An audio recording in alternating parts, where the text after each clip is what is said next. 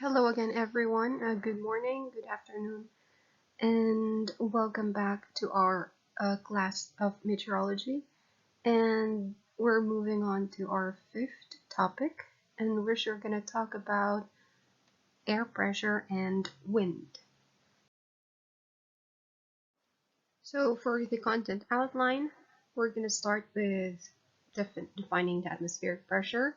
We've already been like I've already been mentioning, and we've known a little bit of what is atmospheric pressure, but officially we're going to define again what is it now, and we're going to look in closer to how it is important to weather and wind, and also the measuring of air pressure, and we're going to check the surface and upper air charts, as well as why the wind blows, we're going to find out, and why the air pressure varies. And lastly, or no, second to the last, winds and vertical air motion. And lastly, determining wind speed and direction. So, atmospheric pressure, if you still remember, the atmospheric pressure, or simply air pressure, is we defined it as the mass of air above a given level. And it was in the first lecture, I think, when we've encountered this, but we're gonna review again because we were gonna talk about air pressure in general, well, in relative to the wind. So we know that there are fewer air molecules above us, and that is why the atmosphere, the air pressure is decreasing with increasing height. And also because most of our atmosphere is crowded close to the Earth's surface, so which causes the air pressure to decrease with height rapidly at first, then more slowly at higher altitudes where there are fewer air molecules in the higher altitudes in those air.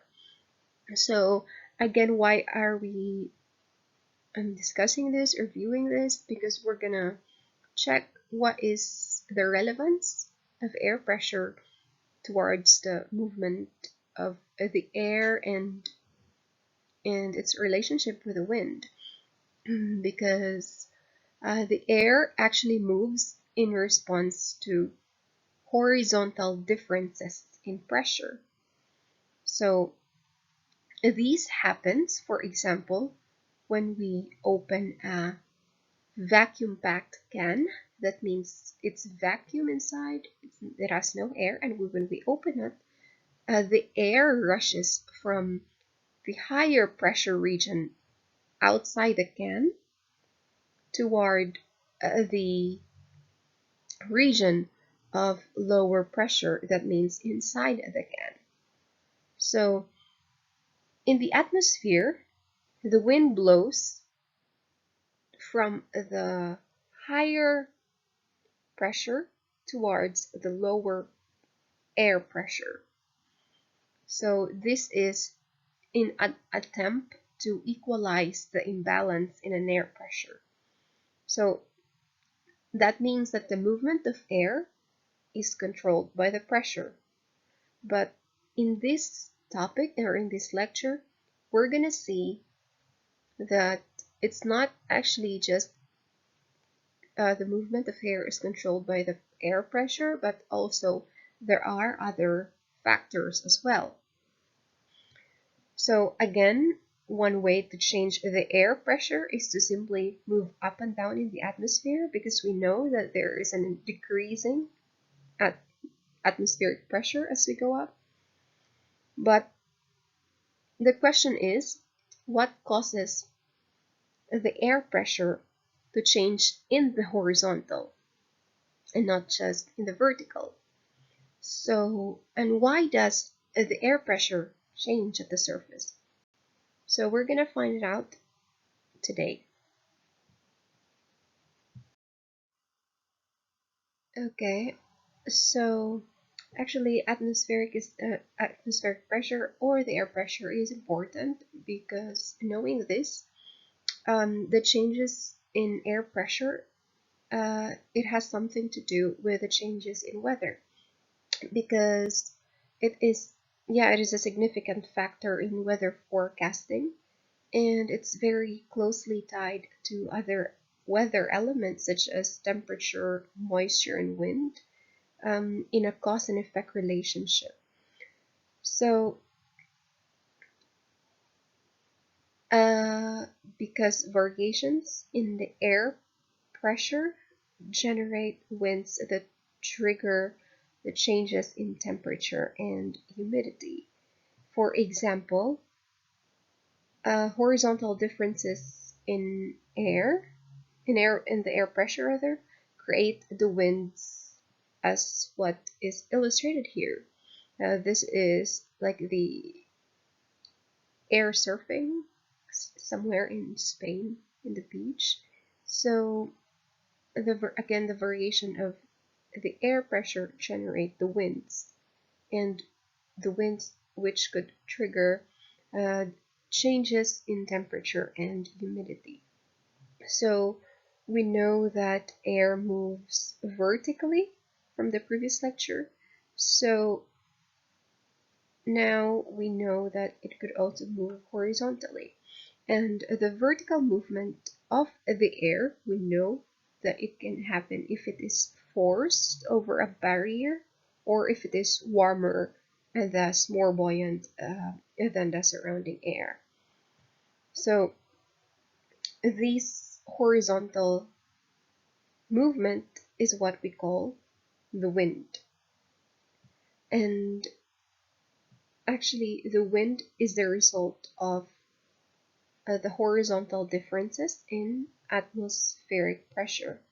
So it is, as I've mentioned in the previous slide, this is the nature's attempt to balance inequalities in air pressure. So this is how it is produced when wind is like the output of nature, when the nature is balancing the inequalities of air pressure from high pressure to low pressure. And again, the definition or the official definition of the atmospheric pressure says in different words. It's the force per unit area on a surface exerted by the weight of the air above. So it also means that the weight of the air above a location. So how do we measure this atmospheric pressure?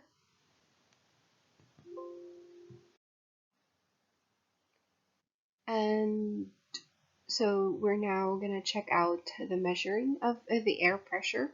As what you can see in this figure, I think this is very similar to what I have shown in the previous lecture of the illustration of an average atmospheric pressure at sea level. As what you can see here, it is about 14.7 pounds per square inch. So that is equivalent to a kilogram, 1 kilogram per square meter in the metric system. So this means that specifically a column of air, 1 square inch in a cross section, measured from sea level to the top of the atmosphere, it would weigh about 14.7 pounds. So the same pressure is produced by 1 square inch column of water in 10 meters height. That means this 14.7 pounds of average atmospheric pressure at sea level. This is equivalent to the pressure that is produced by a square inch column of water in 10 meters height, or that's 33 feet. And the measurement of air pressure, or the measurement of the atmospheric pressure, the air pressure or atmospheric pressure is interchangeable, the terms. It uses millibars to indicate atmospheric pressure on the weather maps. And as what you can see in this other figure, it shows the inches of mercury here. The unit is inches of mercury compared to the millibars. And this is what you can see in red label here is the average sea level pressure. In the right side, it has a different figures because this is in millibars, and in the left side it is of course in inches. And then in this gray color is the scale, how much would this air pressure could reach in inch level. And yes, what I'm saying, this is a comparison of atmospheric pressure in inches of mercury and in millibars, because actually why it is also somehow expressed in inches of mercury, that is because of how the air pressure is measured. We will all see it in the next slide. So first is the mercury barometer. That's why it was expressed again in the inch of mercury, as what we've seen in the previous slide. So this mercury barometer as an instrument to measure the air pressure is invented by Torricelli. So this invention dates back in 1643. So this inventor named Torricelli is a student of the famous Italian scientist Galileo Galilei. And this is how it looks like. You can see the mercury barometer. On top is the vacuum or the air pressure, like the vacuum. And here the gray scale or the gray color is the mercury column. And on the bottom part is the mercury in a container, and the height of this column is 76 centimeters or 29.92 inches.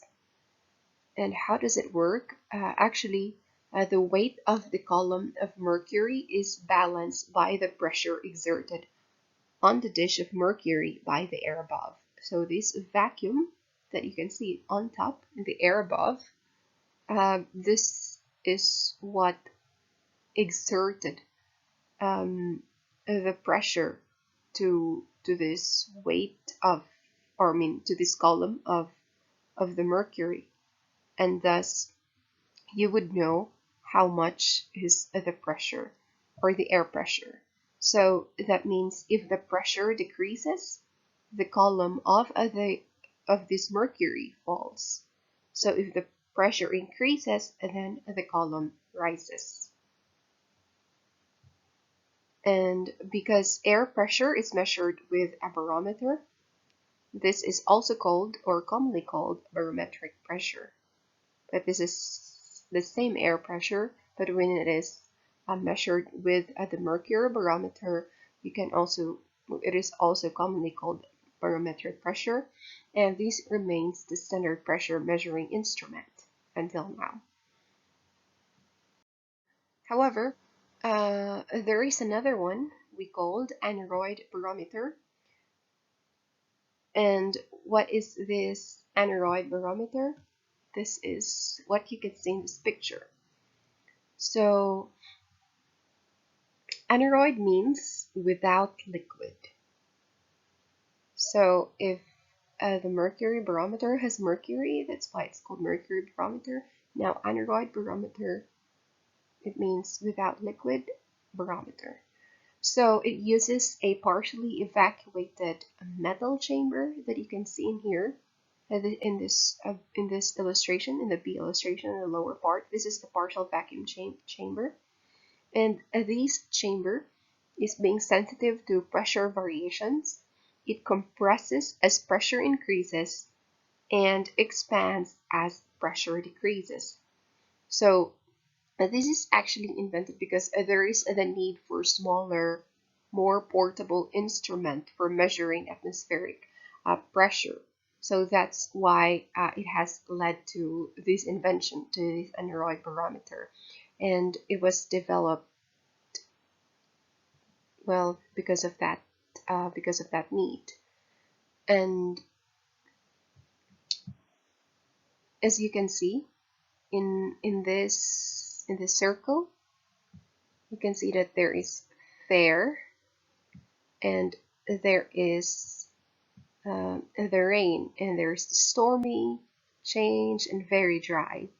So the aneroid barometer has again has partially evacuated chamber that changes shape, compressing as the atmospheric pressure increases and expanding as the pressure decreases.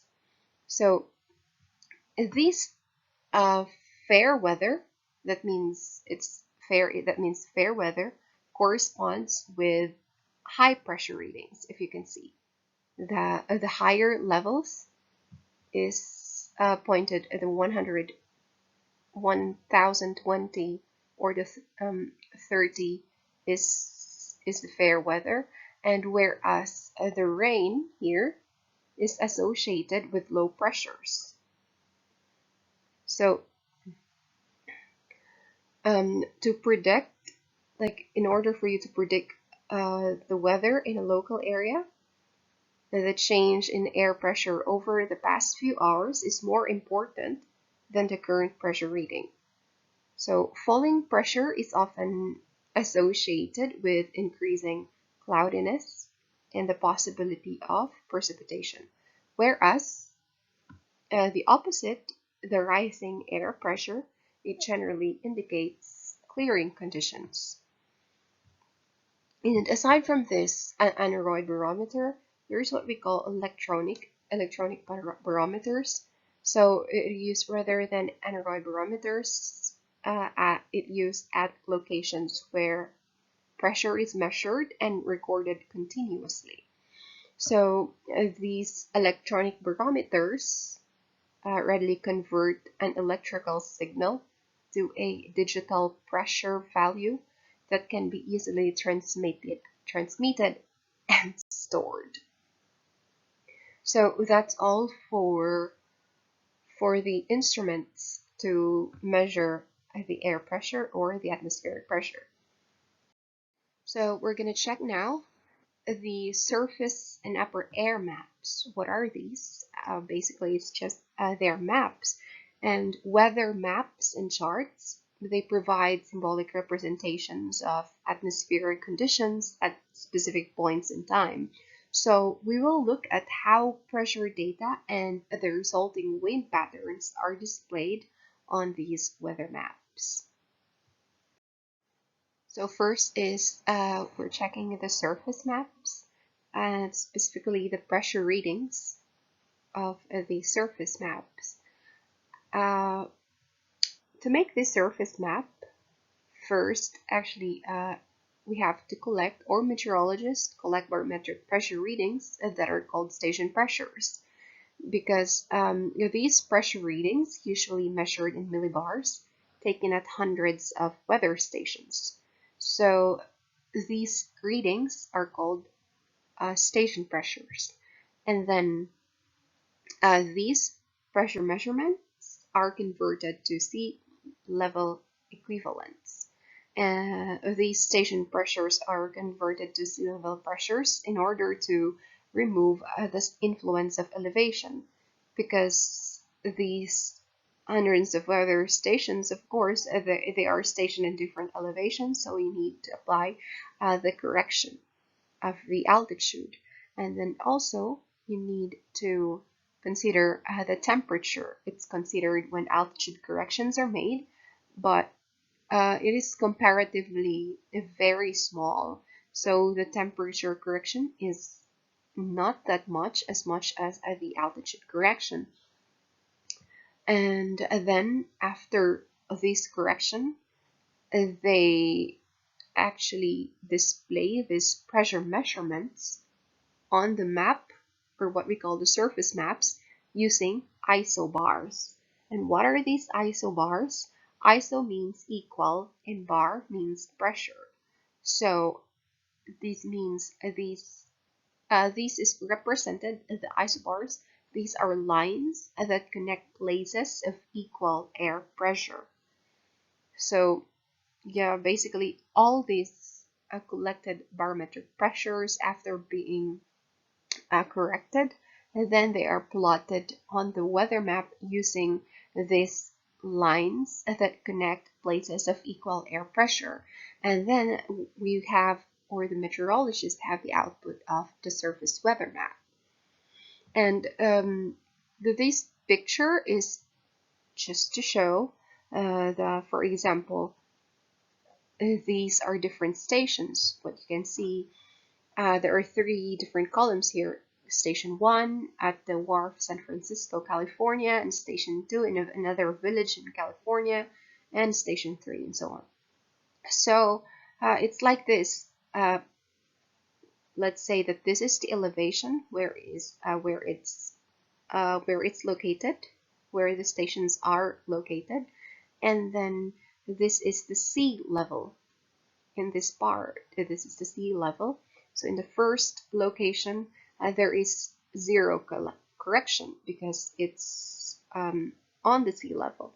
However, in the second one, it's a little bit elevated, so you need to apply corrections. That means the correction is 120 millibars. So if your air pressure recorded is 886 millibars, then you have to apply or add the 120 millibars and so on.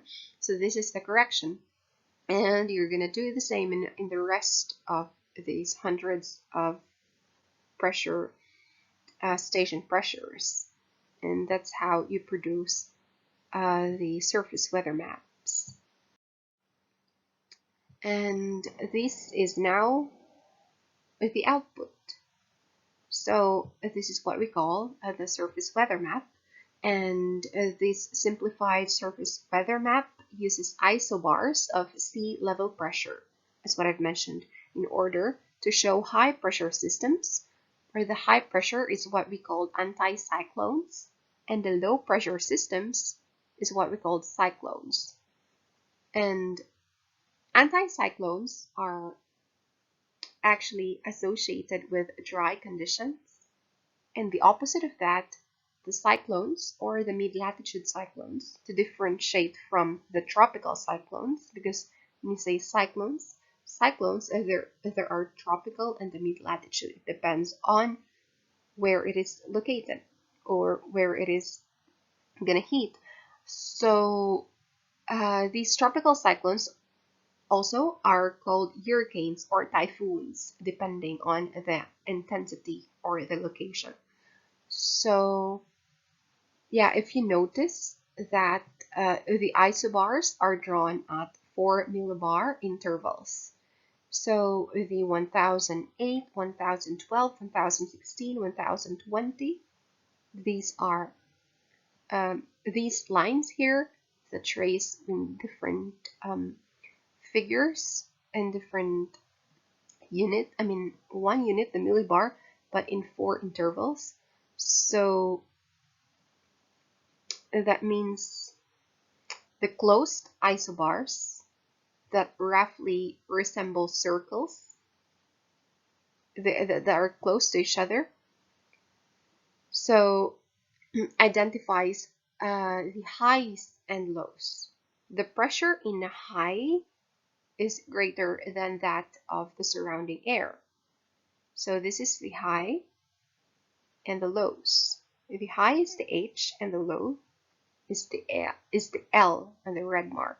So the high is a blue is a blue H, and you have to remember that the pressure in the high area is greater than of the surrounding air, and which is that is labeled with a large blue H. So, and whereas the pressure in low is lower than the surrounding area, which is here labeled with a L. So the idealized wind patterns associated with these pressure systems are shown in the red arrows. If you're wondering, what are these red arrows? They are the wind patterns. So if you notice that the surface winds generally blow an angle across the isobars and away from areas of higher pressure, you see, and toward areas of lower pressure. So it blows these red arrows, or the wind patterns. They generally blow an angle across the isobars. They are not in the same way in the isobars, just like across it, and always away from the high pressure area and going towards the low pressure area. So that's why it's very important to know, read, and come up with the surface weather maps for a detection and for weather forecasting. So after we had the surface weather map, we have now the upper air maps, or the upper air weather chart. Because when you say the surface weather, that means in the Earth's surface, right?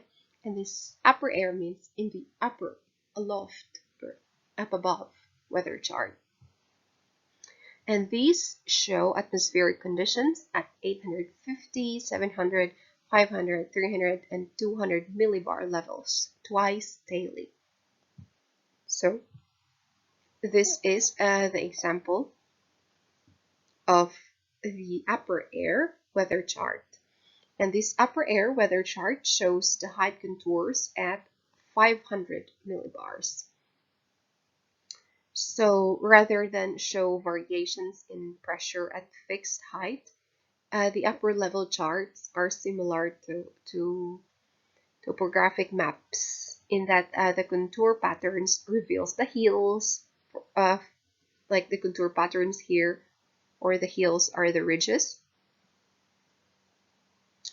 And yeah, and the valleys are the troughs of the constant pressure pressure surface.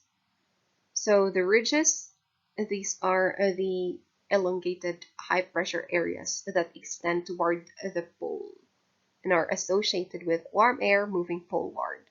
So this is what you can see. This is a high pressure area. It's labeled with H in a blue capital H. This is the ridge. So the contour pattern reveals the hills, and as what you can see, it's hills extended towards the poles and are associated with warm air that is moving poleward. And the trough here, the troughs are elongated areas of low pressure. It's the opposite that sweep equatorward and are associated with cool air moving towards the equator. That's why it's moving equatorward. It's the opposite of the ridge. So if you can recall from the first lecture that upper air data came mainly from radiosondes. If you remember, the radiosonde, this is the instrument to get the measurements, of the upper air data. So yeah, it's an instrument packages that carried up above by weather balloons, right? If you remember that in the picture in the first lecture.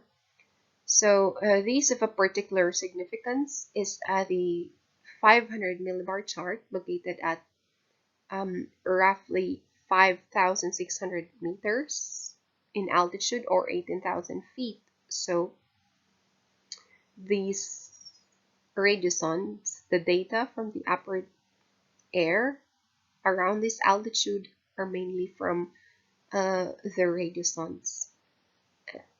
So because major weather systems tend to travel in the direction of the winds at that level. So there's the higher elevation contours, that means higher pressure, and then the lower elevation contours indicate the lower pressures. So this is the the output that you get from the data that is gathered through the radiosondes in this altitude. So again, lines of constant height can be interpreted the same way as isobars. So yeah, if you can see in this chart, or yeah, in this weather map, there are also the lines of constant height. They can be interpreted the same way as isobars, as what um, we've interpreted in the previous slide for the surface maps. Now we're gonna check why the wind blows and why does the air pressure vary, and what's the relevance or the relationship of the two. So as what you can see here in this figure, it depicts the idealized vertical distribution of atmospheric pressure at various altitudes, right? So these are the air molecules, the small circles. So less than 10% of the mass of the atmosphere is found above 16 kilometers. So obviously from the bottom, it has a lot of air molecules, and when you go up, it becomes lesser. And so is the pressure. From down, it has more air pressures, and then going up, there's lesser air pressure.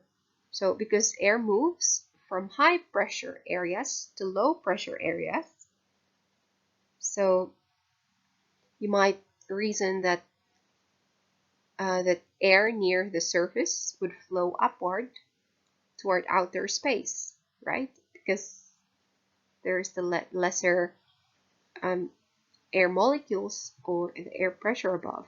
However, gravity prevents this from occurring.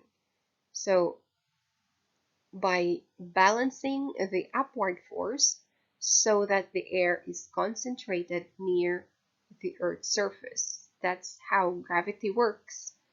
And this is what we call the hydrostatic balance. In this figure, it shows the hydrostatic balance. And this is the balance between the upward push of air towards space and the downward pull of gravity. Because remember that the movement, or the wind, moves from high pressure to low pressure, right? And what you can see normally in the first figure, it has more, well, as we expect, more pressure in the surface than you compare as you go up. So that means there must be this force, upward force, due to air pressure drop with altitude, as what is represented here in the arrow up. However, because of the gravity, then there is hydrostatic balance that happened, because the gravity also is pulling downward, the downward force due to gravity here. So that's what we call the hydrostatic balance, or the balance between the upward push of air towards space and the downward pull of gravity. So that's it for the movement of the air up, and then that's why it cannot go completely up, because of the gravity that creates this hydrostatic balance. And this is, we're gonna check the comparison of the densities of a column of cold air and a column of warm air. So eventually, generally, air pressure drops more rapidly with an altitude in a column of cold, dense air than in a column of warm or less dense air, which creates a horizontal difference in the pressure aloft or up above. You will see this in this figure, as what you can see here. There are two column representations of air. First is the warm column of air, and then the next is the cold or the dense column of air. Again, the air pressure decreases more rapidly with altitude in a cold air column. This is because the molecules are closely packed, or they are denser. So looking at the line drawn halfway, you can see here that there is a line drawn halfway in these two columns. You can see that up the two columns and the line up above the two columns, notice that there are more air molecules above this line in the warm air compared to the cold air, because of course, this is less dense. This is less dense, the warm air, and this is more dense. It's cold air, so that's why it is more packed and it has lesser molecules above. So it creates a horizontal difference in air pressure. How? Because in this figure, in the second illustration, you can see that as air aloft or air up above leaves the warm air column, so the mass of air in this column decreases because it goes to from high pressure, remember, to low pressure. So imagine that in this line that divides, this is the upper air, this is up above, aloft, and this is the surface or below. So from high pressure of a high pressure region of up above air, it goes to the low pressure region. And that's why the mass of air in the warm air column decreases. And this mass transfer, it generates, for example, from higher to lower pressure. So the cold column now results in a higher surface pressure. And this higher surface pressure in the cold column in turn generate a surface flow, or what we call the wind, towards the warm air column, because this generates, because from high pressure it goes to low pressure, and then this cold dense air now has more, so it could have the higher pressure in the cold air, then it goes to the low pressure, which is the warm air. So that's how the wind is generated. Because we've been, you have the idea that the horizontal difference of air pressure creates the wind. But this is the illustration now to make it more visible to imagine. So we can conclude that therefore the difference in air temperatures between these two air columns creates a horizontal difference in air pressure in the upper air or up above.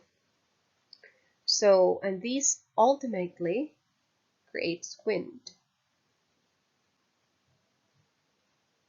And this force, by the way, the force that causes air to move from higher pressure towards the lower pressure, is what we call the pressure gradient force. But we're going to check this in the next slides, about this pressure gradient force. And in here, it's just a comparison of the densities of the column of air, the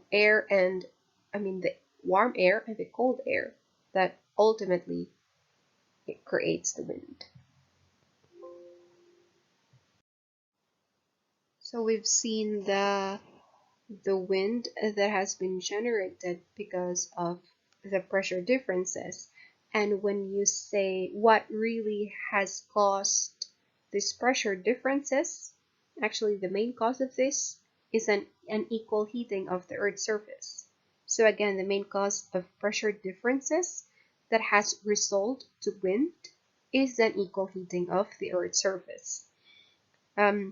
And this is a daily temperature differences caused by unequal heating of different land surfaces that tend to be confined on to a zone only a few kilometers thick, that which produce local winds.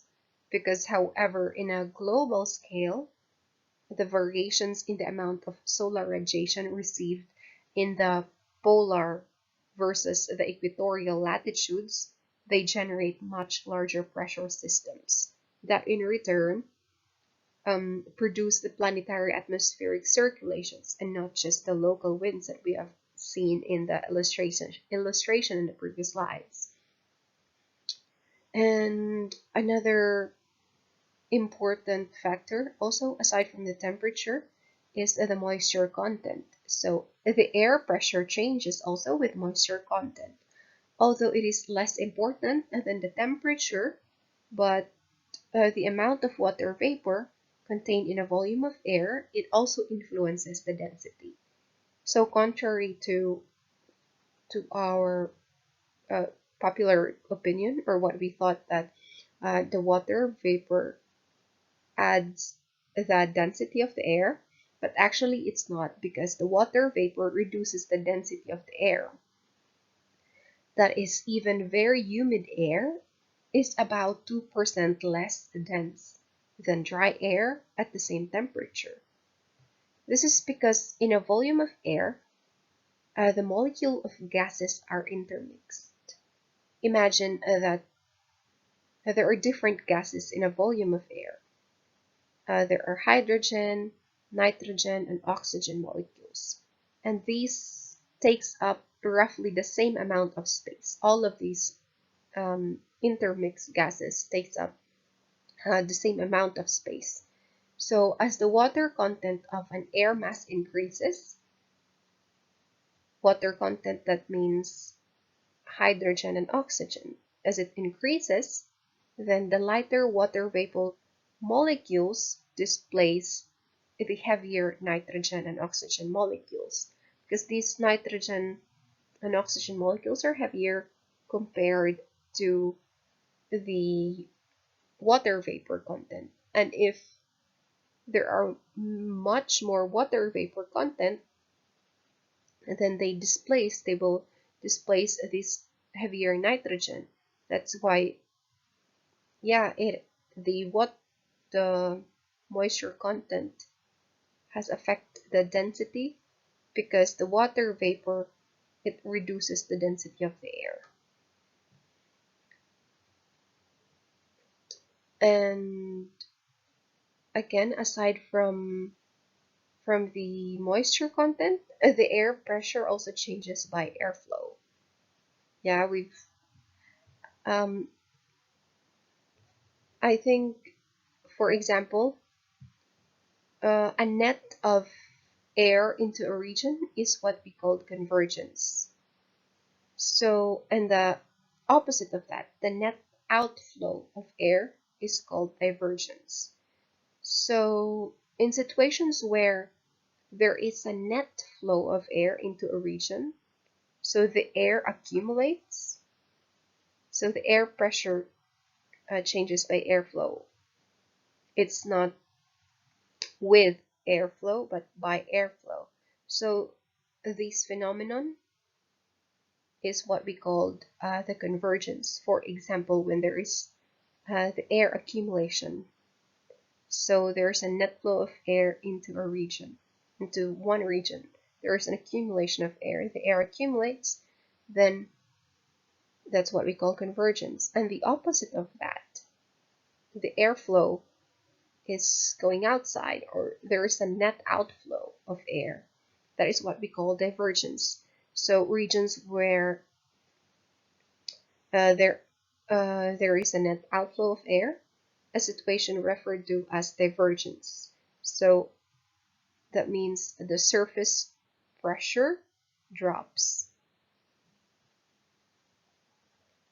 And that's it for the changing or the pressure differences. So now we're going to check the factors affecting wind, such as the pressure gradient force, the Coriolis force, and the friction. I think I've mentioned the pressure gradient force in the previous slide. So this is also what I've mentioned, that the wind is actually affected by different factors. It's controlled by a combination of forces. So let's check first the pressure gradient force. So what is this pressure gradient force? When air is subjected to greater pressure on one side than on another, the imbalance produces this force. So this produces a force called the pressure gradient force. And this pressure gradient force is directed from areas of higher pressure toward areas of lower pressure.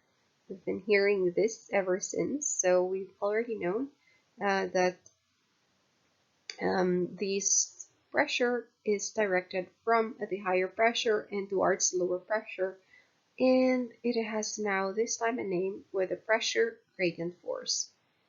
So pressure differences cause the wind to blow, right? And the greater this differences, the greater the wind speed. And as what you can see here, this is the upper illustration is a cross-sectional view to show that there is higher pressure and there is a low pressure, and air moves from areas of high pressure towards the low pressure, the direction of the pressure gradient. And below this is the map view. In this illustration B, in the second illustration, there is the pressure gradient force that is directed perpendicular to the isobars. You remember the isobars, these are the isobars, the line, and the pressure gradient force is always directed perpendicular to the isobars, also from the high to low region. So just to make it clear that isobars are used on surface maps to show horizontal pressure patterns, right? And the spacing of these isobars indicates the space here from one line to another. It indicates the amount of pressure change that occurs over a given distance. So this is what we call the pressure gradient. And the force towards it is what we call the pressure gradient force. So that is one of the factor that influences or that controls the wind, the pressure gradient force. So next, this is just another illustration of the pressure gradient force, because the spacing of isobars indicates the amount of pressure change occurring over a given distance, as what I've mentioned, and it's the closely spaced isobars, it indicates a strong pressure gradient, and that means a strong pressure gradient, that means high wind speeds. And these widely spaced isobars, this means that is a weak pressure gradient or the low winds. So you can see in here, the high pressure is in H, in a blue H symbol, and low pressure again is in a red L symbol. So where there is a weak pressure gradient, there is the weak winds. That's how the pressure gradient force controls the wind. So the pressure gradient force this is the illustration when the isobars are nearly straight. So again, the relationship between the wind speed and the pressure gradient is pretty much straightforward, because closely spaced isobars, as what you can see here, indicates a steep pressure gradient and strong winds. That's what you have to remember. And it's the opposite to the widely spaced isobars that indicate light winds and weak pressures. So that means light winds. And in this second illustration, this means the pressure gradient force. In this, it is showing that the pressure gradient force is perpendicular to isobars. That's also the same in the same one, but this is more closely indicated if the in this example, if the isobars are curved or form nearly the concentric circles. So again, it's the same, that more closely spaced isobars indicate stronger pressure gradient force and faster winds or strong winds. So it's the same, it's just that you have to know that the isobars or the pressure gradient force, it's always directed at right angles to the isobars. And when the isobars are curved, then the pressure gradient force radiates out from the area of higher pressure towards the areas of lower pressure, as always. Is what you can see in this illustration. If the isobars are curved, it always the pressure gradient is always directed at the right angles of the isobars. And if there is like closely spaced isobars, that means strongly pressure, strong winds, and the opposite to the widely widely spaced isobars. So that is all for the pressure gradient force. Next force is the Coriolis force. I think you're familiar with this, or if not, then let's get to know what is Coriolis force. Coriolis force, this is the force that causes all free-moving objects, that includes the wind, to be deflected to the right of their path of motion in the northern hemisphere and to the left of their path of motion in the southern hemisphere. So wind does not cross the isobars at right angles as the pressure gradient force directs, because of there is a deviation that happens because of this Coriolis force. This deviation is a result of the Earth's rotation, which is what we named or what we called as the Coriolis force. So this Coriolis force does not generate the wind. Rather, it only modifies the direction of the airflow. So to better illustrate this, this is the effect of the Coriolis force illustrated in the non-rotating Earth. For example, this is the A here in the left side. You can see that the rocket, for example, we have this North Pole, and then we have the target there, and there is the rocket going to the target. So in this non-rotating Earth, the non-rotating Earth in this side, in the left side, if you're gonna fly a rocket from the North Pole towards the target, then the rocket would just fly straight to its target. However, the Earth is rotating, right? In this realistic illustration, in the second illustration, this is rotating. the Earth rotates 15 degrees. So that means the 15 degrees each hour that the Earth rotates. So the rocket travels still in the straight line, but when we plot the path of the rocket on the Earth's surface as it rotates, it follows a curved path that steers away that steers away to the right of the target. So this Earth's rotation under the rocket produced the apparent deflection that is due to the Coriolis force, because it is named the Coriolis force. This deflection, again, if you're coming from the northern hemisphere, it is deflected towards the right, and if you're coming from the southern hemisphere, the path is deflected to the left. And to have more examples, this is the illustration.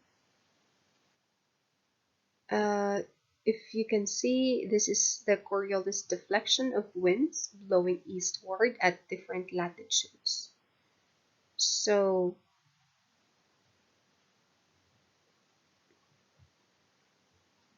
we conclude that the magnitude of the Coriolis force is dependent on latitude. Why? Because it is strongest at the poles and weakens equatorward. You can see the deflection is large here in the poles, and it's getting smaller as you go to the equator. And even in the equator, it eventually becomes non-existent. So that's why the magnitude of this Coriolis force is dependent on the latitude. And the amount of Coriolis deflection increases with wind speed, because faster wind travel, so if the wind travels faster, farther than slower winds in the same time period. That's why the amount of Coriolis deflection increases with wind speed, because the faster the wind, the farther it can travel than the slower winds if you compare it in the same time period. And in the northern hemisphere, the movement is counterclockwise. That's why it is deflected to the right. And because of this counterclockwise rotation of the Earth, as viewed from above at the North Pole, because this is the northern hemisphere, the winds in the northern hemisphere then are deflected to the right of the initial path because of this Coriolis force. And the opposite of that is in the southern hemisphere, which exhibits the clockwise rotation, and then therefore it deflects the movement of the air or the wind is deflected to the left of the initial path of motion.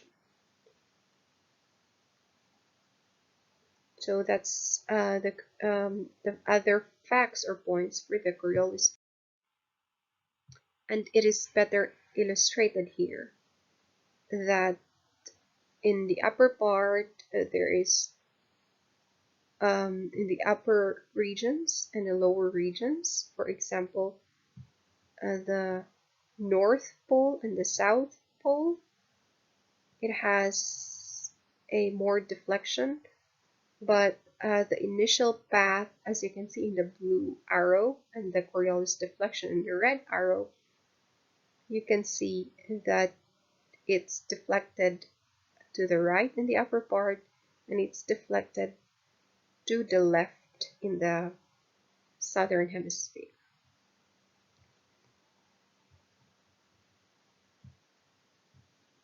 And this deflecting force, to summarize, is always directed at right angles to the direction of airflow. If you have to remember that this deflecting force is always directed at right angles to the direction of airflow, and it affects only the wind direction and not speed. So it is also proportional to wind speed, so that the stronger the wind, the greater the deflecting force. So it may be proportional to the wind speed, but it does not affect the speed, but it only affects the direction again. And the strongest the poles, this deflection is more strong, or it's strongest at the poles, and it weakens at the equator, or even become non-existent. So this is the second force that is controlling the wind. Aside from the pressure gradient force, we have the Coriolis force that affects the wind. And the next is what we call friction. We're all familiar what friction is. You remember that the pressure gradient force is the primary driving force of the wind. And as an unbalanced force, it causes air to accelerate from the regions of higher pressure towards the regions of lower pressure. And in contrast, by the pressure gradient force, this friction, in contrast, is actually the factor that acts to slow moving objects and decrease the wind speed, mainly the surface winds. So this is contradictory to the pressure gradient force, and the force of friction is greater for faster winds and zero in calm conditions. And the friction also is very rough. The very rough terrain has a larger friction force than flat, like flat barren land surfaces for ocean, which is the friction would be comparatively smooth compared to the rough terrain, which would have larger friction. So the effect of friction depends on the surface over which the wind is blowing. Either it is in a rough terrain, which could generate larger friction, or it has larger friction compared to like a flat surface, and then it would be very smooth or no friction. And friction significantly influences airflow only in the first 1.5 kilometers or 1 mile of the Earth's atmosphere. And this 1.5 kilometer or 1 mile of the Earth's atmosphere, this is the boundary we referred often as the boundary layer, where until this boundary, that the friction significantly influences the airflow. So that's all for the forces, the other factors that influences or that controls the wind. We have the pressure gradient, we have the pressure gradient force rather, and we have the Coriolis force, and then we have the friction. We're moving on to how winds generate vertical air motion, because we know that wind is the horizontal movement phenomenon because of the differences of air pressure. So how winds can create pressure changes and therefore generate vertical airflow, we're gonna check this out. And you have to remember that airflow in one region might cause a change in weather at some later time at a different location. So it's just how horizontal airflow, or what we call the wind, relates to this vertical flow is an important issue. So although the rate at which air ascends or descends is slow, except in violent storms, compared to horizontal flow, it is very important also as a weather maker. That's why we're gonna check how these winds generate vertical air motion. So first, we see here the vertical airflow associated with cyclones and anticyclones. You remember I've mentioned cyclones and anticyclones. Cyclones is where there is a low pressure, and anticyclones is where there is a high pressure or dry air. So in a cyclone in which pressure decreases inward, the friction causes a net flow towards its center. Here is what you can see. So in an anticyclone, it's the opposite here. So the pressure decreases outward, right? It is diverging. The pressure decreases outward, and the friction causes a net flow away from the center. So therefore, the resulting surface wind blows into the counterclockwise about a cyclone.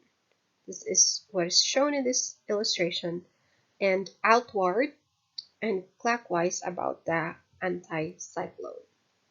This is the diverging winds for a anticyclone, which is outward or clockwise, and this is the cyclone, or moving counterclockwise. So you can see moving inwards. So whenever air converges horizontally, as what you can see here, it piles up. So then it increases in mass because it converges in one point, it piles up and increases in mass as the area it occupies decreases. It piles up and it may increase in mass, but the area that it occupies decreases because it converges into one place. So this process generates a denser air column. That means it's dense air column. So low pressure centers cause a net accumulation of air, which increases their pressure, right? As what you can see here. And you can see that for a surface low to exist, for example, the low surface area to exist, there must be a compensation aloft.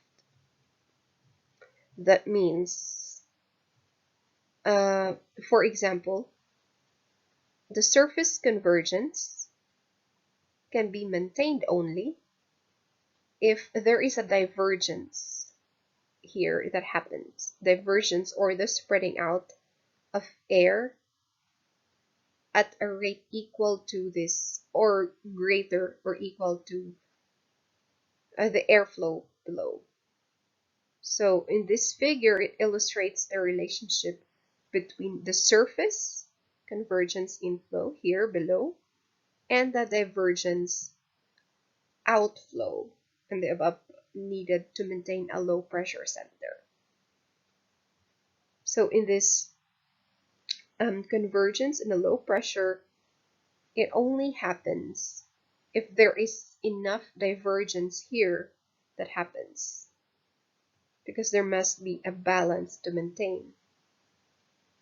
So that's why there is the relationship. How is this vertical airflow associated with cyclones and anticyclones?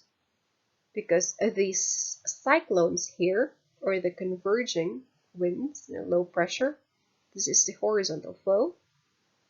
It is associated with the vertical airflow because it has to have the divergence or the spreading out at an equal rate or even greater than the inflow of this converging wind or converging surface winds. So other factors besides upper level convergence and divergence also affect the vertical motion, such as the friction that can cause both convergence and divergence. So when air moves from the relatively smooth ocean surface to land, for instance, and the increased friction causes an abrupt drop in the wind speed. So before we're going to check the other factors, again, I hope you understand about this cyclone. The low pressure has converging surface winds and it rises up above, resulting in a cloudy conditions and often precipitation. That's why when there is a low pressure, there's rainy condition and very cloudy, and it could only happen actually if there is enough divergence above. If there is enough divergence aloft or the spreading, and then there is also a sustained cyclone. And then on the opposite, the anticyclone or the dry air has a diverging surface, the clockwise movement, which leads to clear skies and fair weather because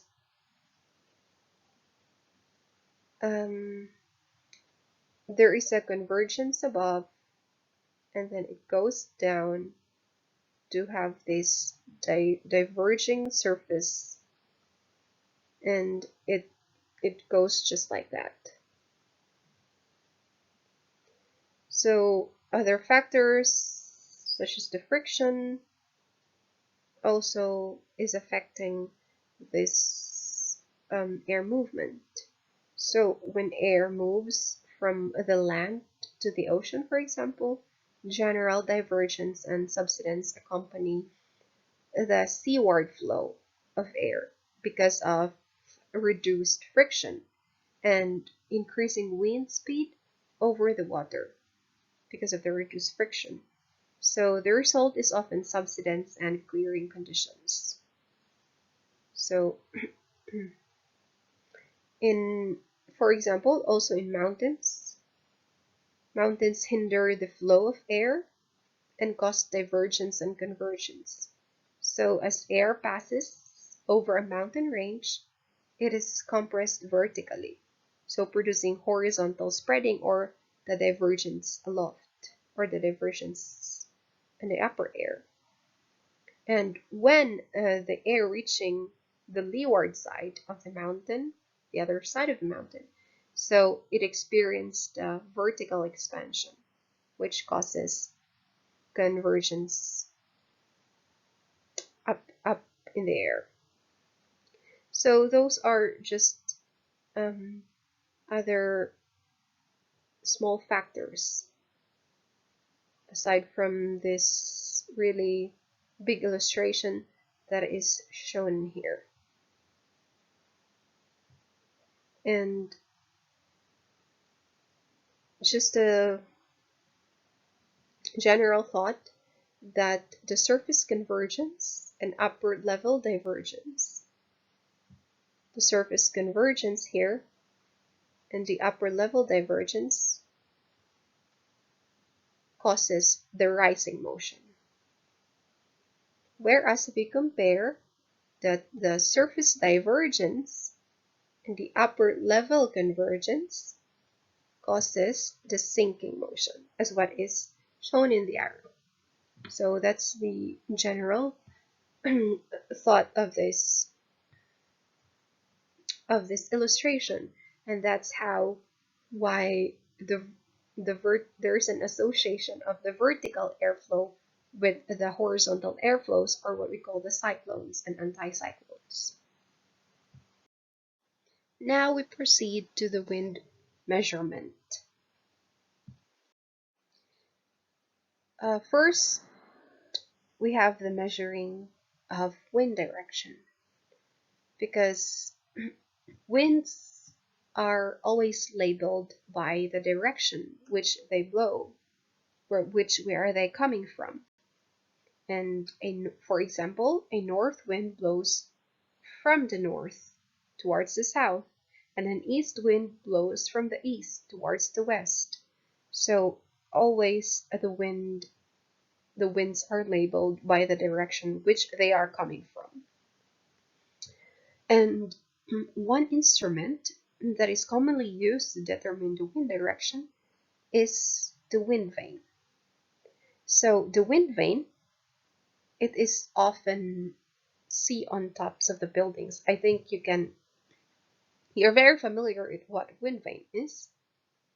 This is shown in this picture here. This is the wind vane. And sometimes the wind direction is shown in a dial connected to the wind vane. And this dial indicates the direction of the wind either by points of the compass, for example, north, northeast, east, southeast, and so on. Or it could also be by scale of 0 degrees to 360 degrees. So that is the wind vane. And just disregard, because this is the cup anemometer, but we're going to focus first on the wind vane. And because this cup anemometer is going to measure the wind speed, and for the wind direction, it's just the wind vane. And if you notice this is the windstock. A windstock is a device for determining wind direction also, and at the same time estimating the wind speed. So these windstocks, or windsocks rather, are common sights at the small airports and landing strips. So that is for measuring winds. And this is what we call the prevailing wind, when the wind consistently blows more often from one direction than from any other. So this prevailing wind is actually represented by the windrows. So a windrows provides a way to represent prevailing winds by indicating the percentage of time the wind blows from various directions. So the percentage of directional wind flow is charted on a windrows, and it may represent daily, weekly, or monthly, or even seasonal or annual totals. As what you can see here, these are the examples of windroses. Both examples, A and B. A is the wind frequency for winter in the northeastern United States. So you can see that in this windrows, the westerly wind prevail in the mid-latitude. And in this B figure, it is the southeasterly winds dominate in a subtropical latitudes. So in this B, the wind frequency for winter in the northeastern Australia and you note the reliability of the southeast trade winds in Australia as compared to the westerlies in the northeastern United States. So how do we know that which one is prevailing? This is because of this longer red line. The length of these lines on the wind rows indicates the percentage of time the wind blew from that direction. So as seen in this figure B, the southeasterly direction, because again, the wind is always called by where it is blown from. This is from the southeast. So this is what we call the southeasterly wind is prevailing in this windrows in the figure B. So the southeasterly direction of airflow associated with a belt of trade winds is much more consistent than the other westerlies. So you can see, because this is westerlies, but it is consistent in this figure, but here it is more consistent if you compare the other one, because this is longer. And actually, knowledge of wind patterns for a particular area can be very useful because, for example, when an airport is constructed, the runways are aligned with a prevailing wind to assist in takeoff and landings. And there are also other important reasons why the knowledge of wind patterns for a particular area can be useful. So, and the prevailing winds greatly affect the region's weather and climate. That is for wind direction. We're going to go to the wind speed. Measuring wind speed is often measured with a cup anemometer, as what we've seen in the previous slide, which has a dial much like the speedometer of an automobile. So again, just focus now on this cup anemometer. This is the cup anemometer. And this, aside from this cup anemometer, sometimes an air vane is used instead of wind vane and cup anemometer. And this is how air vane looks like. And this instrument actually resembles a wind vane with a propeller. Here you can see propeller at one end, and the fin keeps the propeller facing. This is the fin. It keeps the propeller facing into the wind, so allowing the blades to rotate at a rate proportional to the wind speed. So this instrument is commonly attached to a recorder that produces continuous record of wind speed and direction. So it measures both wind speed and direction. So the information is valuable for determining locations where winds are steady and speeds are relatively high. And these are potential sites for tapping wind energy. So that is the Eurovane that is used instead of wind vane and cup anemometer. And this kind of Eurovane in the picture is located in a remote location. As what you can see, it's kind of remote, and measures wind speed and direction, which is transmitted to a central location for processing. So this is more convenient. And that is all for measuring wind. We have the wind measurement for the direction, and we have for the speed. And to wrap up the lecture for today, these are the few summary points that we have to remember. The highlight, wind, the horizontal movement. Wind is the horizontal movement of air. This is a result of horizontal differences in air pressure. And air pressure is the force exerted at a location by the weight of air above. And then The atmospheric pressure or the air pressure is displayed on surface weather maps using isobars, where these isobars are the lines connecting places of equal pressure. And in upper level weather charts, the height contours are used. In higher elevation contours, it indicates higher pressures, and the lower elevation contour indicates lower pressure. And the temperature differences cause horizontal pressure differences, which produce a force, what we call the pressure gradient force, that causes airflow from areas of high pressure to areas of low pressure, as always. And the Coriolis force produces a deviation in the path of wind due to the rotation of the Earth. And that would be all. Thank you so much for your attention today, and have a nice day.